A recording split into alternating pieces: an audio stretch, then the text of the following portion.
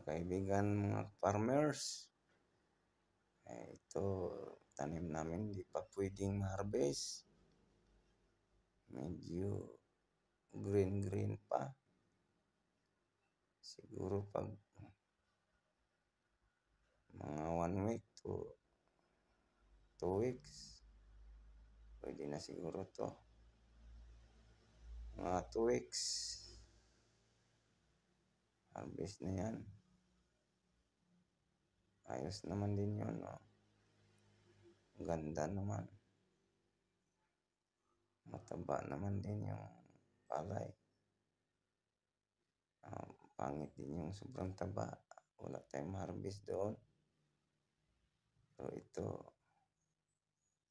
magandang klase. Kompleto kasi din. Magandang pagkaalaga. Kaya, itong resulta pag magandang pagkaalaga.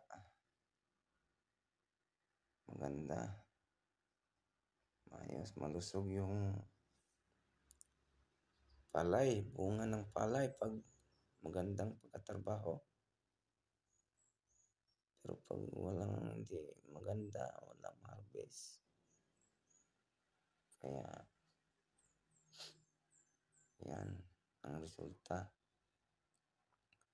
Maraming salamat sa panonood, mga kaibigan ko, mga farmers.